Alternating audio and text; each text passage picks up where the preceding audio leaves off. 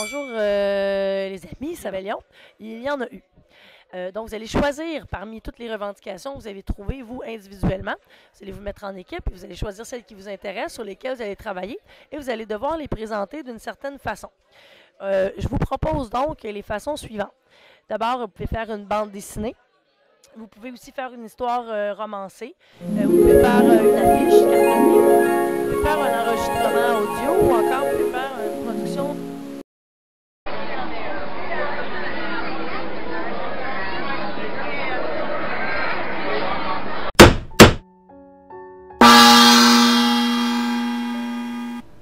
Chers frères et sœurs, aux dernières nouvelles, on a finalement reçu la réponse à nos 92 résolutions. Cependant, la couronne n'a pris aucune d'entre elles en considération. La Grande-Bretagne refuse que notre culture s'étende davantage. Elle n'a aucun droit de nous priver de notre langue.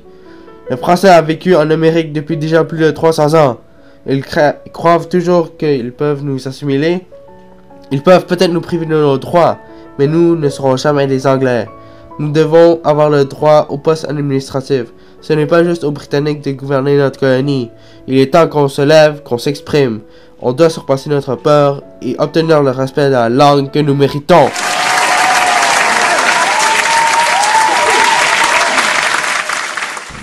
Notre gouvernement se proclame démocratique. Mais pouvons-nous décider qui dirige notre colonie?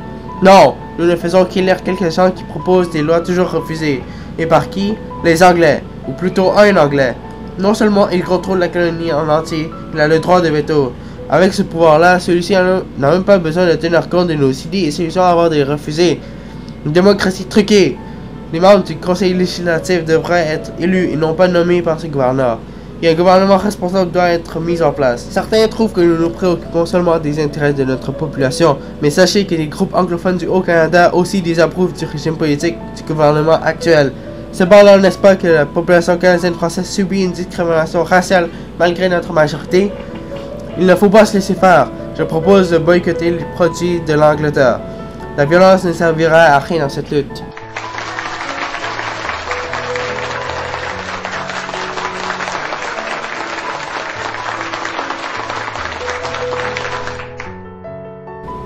Frère, où allez-vous? Je me prépare pour la bataille. Pourquoi faire? Tu n'as pas entendu les nouvelles qui circulent partout? À ce qui paraît, j'ai entendu en veille que le gouvernement recueille les taxes pour en dépenser pour lui-même. Oui, en effet, il ne veut même pas dévoiler sur quoi il dépense.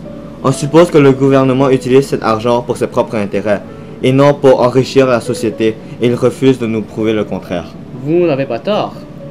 Notre chambre d'assemblée devrait avoir le pouvoir de contrôler les dépenses du gouvernement, ou bien avoir un droit de regard pour éviter les gaspillages inutiles d'argent de la population. C'est pour ça qu'on se bat. Joignez-nous aux armes. D'accord!